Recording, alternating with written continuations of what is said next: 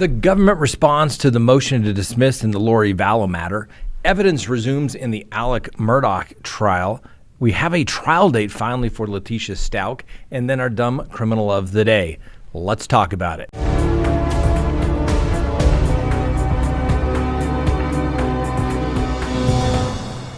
Good day, everyone. My name is Scott Reich, and this is Crime Talk. Thanks for joining us. You know the drill. Subscribe if you haven't, like if you do, leave me a comment, hit that little bell for notifications, and remember you can listen to us anytime on your favorite podcasting app. Now, before we get to the show, we have to support our sponsor. Sponsor today, CrimeTalkSearch.com. Go there for that background subscription search. You can do a background search on anyone while you have that subscription, a subscription that you can cancel at any time. But when you have it, you can search anybody here in the United States. And guess what? You can do as many people as you want. You're going to get a report literally emailed to you while you wait.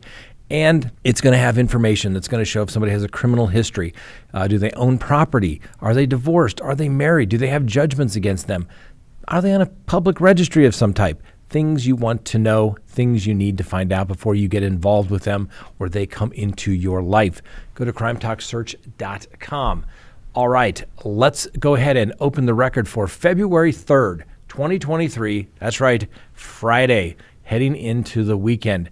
So let's go ahead and deal with the first matter on the docket. The government, yes, the court has found it within their benevolent heart to release some of the government's motions filed in this case, and they have released the motion, which is a response to the motion filed by Lori Vallow's attorney saying you need to dismiss the case because there was a violation of her speedy trial rights. And what do the prosecution say? Well, they said, hey, we get that the defendant filed a motion to dismiss, and it notes that the defendant was arrested in Hawaii in February of 2020. However, this arrest was conducted pursuant to a warrant in a prior case. Substantially different offenses were charged in that other case. As you may recall, first it was the abandonment, then it was tampering with evidence, and then ultimately the charges related to the death of J.J. Tylee as well as Tammy Daybell. So, yes, different cases, but for constitutional purposes, it may apply. But really, what the government gets to is your calculations are for the most part correct, their defense. So let's go on.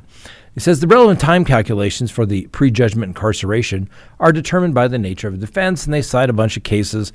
And it says the defendant's assertion that time spent incarcerated for substantially different prior charges should be used to calculate the defendant's speedy trial time is inaccurate since the calculations involve different case numbers and different offenses. One could easily argue that the reason they have that is because the prosecution was never really able to prosecute this case early on, and they have piecemealed it by starting with the abandonment case to get Lori Vallow back here, then the tampering charges as it relates to the bodies that are found on the property, and then ultimately the indictment for murder charges. So one could argue that, you could calculate that time, which is over 1,000 days, because the government couldn't get their act together. That's basically what the defense is saying. The government continues. In this case, however, the defendant was arraigned on the indictment in front of the district court on April 19th of 2022. And although the indictment was returned by the grand jury in May of 2021, there were obviously competency issues that did not allow the proceedings to go forward. Because of the defendant's subsequent hospitalization, the arraignment was delayed. This delay is not attributable to the state. I think most people would agree with that calculation. Therefore, the government argues that the triggering date for the speedy trial analysis is April 19th, 2022, which is absolutely correct. And they cite the statute saying that the court initially considered the 6-month guideline for a speedy trial pursuant to the statute and the scheduled trial date to begin in October of 2022. However, upon the state's motion to find good cause, conducting an analysis under the State v. Clark case there in Idaho, utilizing the 4-factor balancing test established by the United States Supreme Court, this court determined, that's right, Judge Boyce, determined that there was good cause for a short teeny-weeny delay of the speedy trial clock. Thus, the court has already determined that there was not a violation of the defendant's speedy trial rights, and he was okay moving the trial to January 9th of 2023. And the defendant's assertion that it was delayed by anybody else is without merit. The government argues that there is no evidence that the defendant objected to the January trial setting, and there was further delay to the defendant's mental health in October, which the defense clearly states that that is not attributable to Lori Vallow at that time. So the government then concedes, hey, factoring in this delay, it's the defendant's position that, yes, her trial date should have started approximately 40 days after the January 9th date, which would be February 18th, or the following Monday, February 20th. However, this determination fails to account for the necessity of coordinating the court's schedule, the logistics of holding a trial in Ada County, and furthermore, it's almost exclusively focused on a strict interpretation of the 6-month time limit to bring a case. Yes, because that's what the statute says. And most courts will say, oh, you can't get to trial within 6 months. Guess what? 6 months and a day, case dismissed. That's what it is there for. That is statutory Speedy Rights Act. The statute in the state is actually greater than the constitutional speedy trial calculations, which are a lot differently, and it really depends on the fundamental right and not the statutory right. But most courts say that, a year is kind of the delay when you're saying, take me to trial, and you can't get there. And the government says here, hey, a delay of 44 days beyond February 18th is not presumptively unconstitutional. And therefore, the court's already found good cause. So don't worry about it, Judge. It'll all be okay. You found good cause, close enough for us. It's government work. 6 months in the statute? Why should that mean anything? I don't know, ladies and gentlemen. The legislature writes the laws. They say that words have meaning, and then they try to change what the words mean when it doesn't help the situation that they're in on that particular case. And I know we've said it before, first thing they teach you in law school, there's always an exception to every rule, but then you have to start wondering if it's fair. Now, don't get me wrong. Lori Vallow and Chad Daybell have certainly put themselves in a predicament here, haven't they? We all want to see justice done, but it is also a greater injustice when the law is not applied equally and fairly to everyone. Now, Chad Daybell has waived speedy trial. I don't think there was a court date he didn't go to where he wasn't prepared to waive speedy trial. But Lori Vallow, all she has ever said was, I want a speedy trial. That's that simple. Just saying. I get it. There's an exception when you have co-defendants in the same indictment. But when one defendant's demanding speedy trial, we're not talking a week or two. We're talking 44 days. Mess around and find out. We've all seen that little thing, right? The more you mess around, the more you're going to find out. Why do it? She wants her trial. Go do it. I've said this from day one. The prosecutor said, Judge, they want a trial. You tell us where, you tell us when, and we'll have all of our witnesses ready to go. But the prosecution is just as guilty as the court is in delaying this matter. I know there's time excluded that doesn't count, but even if you go by the government's calculation, Lori Vallow's her speedy trial right is being violated. And I'm telling you, ladies and gentlemen, if you let the government railroad guilty people, they will start doing it to innocent people as well. The laws mean something. The plain language means something. The Idaho legislature says 6 months. Don't blame Lori Vallow. Don't blame her attorney. It's on the government. The government has the job to protect the record. The court has the job to protect the record. And I don't know what's going to happen. Probably the judge is going to say, 44 days, no big deal. It's 44 days. Well, think of it as 44 days that you had to spend in custody when the case should have been dismissed against you. You'd probably think 44 days is an eternity. I would think so. So, just saying. Now, another thing is interesting is that the defense for Lori Vallow has filed another motion because the government says you need to tell us everything that you're going to tell everybody about as it relates to mental health issues. And the defense has said that in the guilt phase of the trial, no expert witnesses will be called by the defense, which will support a claim of basically the mental illness or defect because it's not really a defense to the crime, but it can be used to present or negate an element of an offense, right? There's no NGRI in Idaho, but then it goes directly to the element, the knowing element in the element. However, but when you start making those kind of an NGR arguments, whatever you want to call it, they don't have it. It's kind of an admission of guilt. It's like an affirmative defense. I did it, but I was crazy. But the defense is saying, therefore, if no crime was committed by her, there's nothing to negate, right? It's that simple. Because as you recall, her alibi was, I didn't do it. I never harmed my children in any way. It was Alex Cox that did it. So I didn't know he was going to do it. How are you going to prove that I knew he was going to do it? Just because I'm a terrible mother and I didn't say anything afterwards doesn't mean that I did it. So she's saying, why would I submit evidence to say I was incompetent and therefore I have to negate a knowing element that I knew what was taking place? Because she's saying she didn't. Hope that makes sense.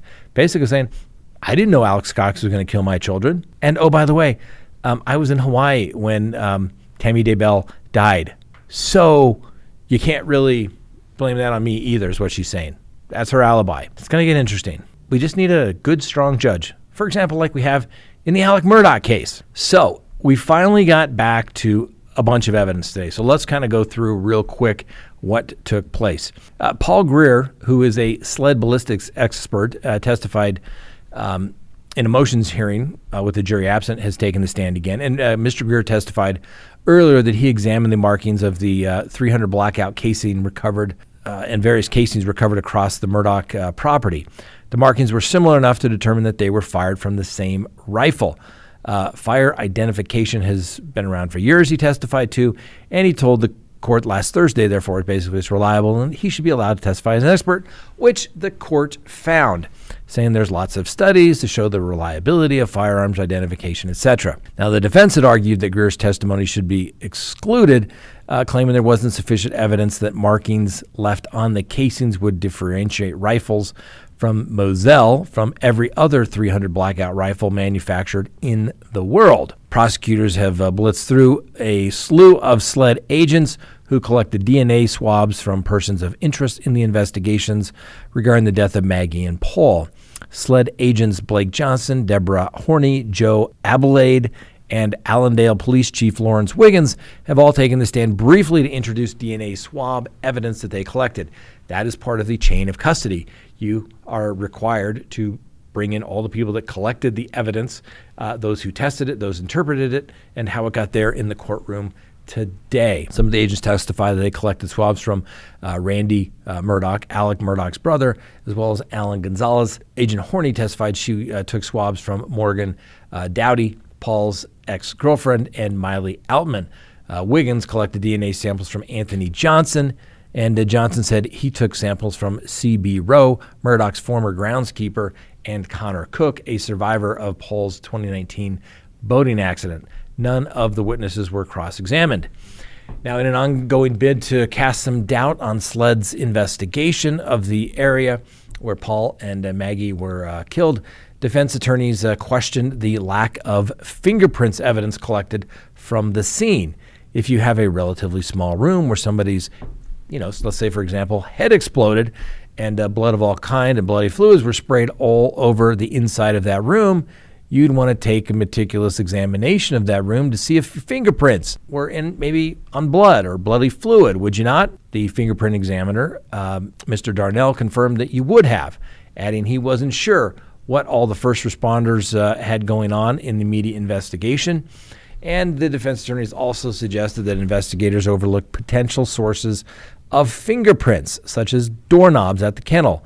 The defense also contends that SLED never considered other suspects but Alex Murdaugh in the murders, and they potentially bungled investigations, the destroyed evidence linking others to the crime. Now, SLED investigators identified traces of fingerprints on Paul Murdaugh's phone and guns retrieved from Moselle, but were unable to identify anyone based upon those fingerprints. The fingerprint examiner, Thomas Darnell, testified he examined the weapons retrieved from the hunting lodge after the murders and Paul's cell phone, and he returned a no value for comparison results, meaning that there was no trace fingerprints on the items, but there was too little detail to identify something there. Now, we also heard a lot of financial testimony over the last 2 days outside the presence of the jury, and we had the president of the Palmetto State Bank, Jan Malawinski, testified Alec Murdaugh was deeply in debt after Maggie and Paul's murders. In August of 2021, Malawinski said Murdaugh's debt to the bank climbed to $4.2 million. Murdaugh's account was overdrafted by roughly, $350,000 by August 9th of 2021. And Alec Murdaugh was facing a mountain of financial pressure prior to the death of his wife and son. And all that testimony over the last several days, now Judge Clifton Newman is going to have to decide whether some of that pressure or all of it should be shared with the jury in this case, who obviously did not hear any of the evidence as it relates to, this pressure that led up to Maggie and Paul's deaths. There's also been some testimony about evidence of calls deleted from the alleged killer's phone, a video that places him at the crime scene, and others showing he changed his clothes on the night that Maggie and Paul were killed. Prosecutors claim that he killed the pair at the family's hunting estate there in the Low Country on June 7th of 2021 because the walls were closing in on his financial crimes. And I'm not going to lie, it looks like there were lots of financial crimes. You can try to spin it and say, we were deferring money for tax purposes, but there was just too much shuffling, Next, Letecia Stauch. Remember her? That's right. Finally, a judge here in Colorado set a trial timeline for Letecia Stauch, who has obviously been accused of the brutal murder of her 11-year-old stepson, Gannon Stauch, back in 2020. Prosecutors allege that Gannon Stauch was stabbed, shot, and beaten inside the family's El Paso County home, but the body was later found stuffed in a suitcase beneath a bridge in Pace, Florida. Now, Letecia Stauch's trial has been delayed, in part by requests for mental health examinations, but Judge Gregory Werner seemed ready to get down to business at hand on Thursday as he ordered all documents to be submitted for trial no later than February 13th, including expert reports on Stauch's sanity. Werner set a deadline for March 9th for all other motions and said jury selection would begin on March 20th, with the trial set to begin on April 3rd. Now, the district attorney asked for 6 weeks for the trial. Stauch's defense attorney said that they are concerned about all the pretrial publicity and effect it may have on the selection. And guess what the judge said? This sounds like something Scott would say, wouldn't it? Publicity itself is not a basis for removal of a juror. The question is, it doesn't matter what you've heard, doesn't matter what you've seen, the judge said, just like Scott says. The question is, can you put that aside and decide the case based on the facts? And if the answer to that is yes, then it doesn't matter what they've seen. It doesn't matter what they've heard. Let's get the trial rolling. All right, and finally, our dumb criminal of the day. A Minnesota woman was sent to jail yesterday for domestic assault after allegedly clobbering her boyfriend in the head with a chicken. That's right, a whole chicken, according to the police. The victim still had some chicken residue in his hair when they responded to the 911 call for assistance. Now, the victim told police he was driving home last night to the Eagle Lake residence he shares with Natalie Broomer when he was attacked. The man who apparently had been at the bar previously with Ms. Broomer, just saying, maybe some alcohol involved. We haven't brought you any food violence in a while. I know, it's back. Anyway, the victim said that she was hitting him and spitting in his face as they were en route home. Upon arriving at their residence, the man alleged that Brunner hit him with a whole chicken in the back of his head, according to the probable cause statement, and the victim still had the residue in his hair. When the police sought to place Ms. Broomer under arrest, guess what? That's right, she struggled and resisted and began pulling away with her hands as the officers tried several times to get her into handcuffs while being escorted from the home. And Ms. Broomer reportedly continued to yell in attempts to pull her arms away from the officers, and she kicked her legs around. So now she's not only charged with a domestic violence charge for assaulting her boyfriend with a chicken, she also has obstruction of police charges as well as misdemeanor assault charges against the police officers. She's been booked in the county jail, and no word whether she's made bond as of yet. Just showing you, alcohol, food, don't mix. New Year's over, basically. We're back to food violence. we'll bring you the food violence as it comes to you. Ladies and gentlemen, it's out there everywhere. All right, that's all we have for you today. Thanks for watching. We'll see you next time on Crime Talk.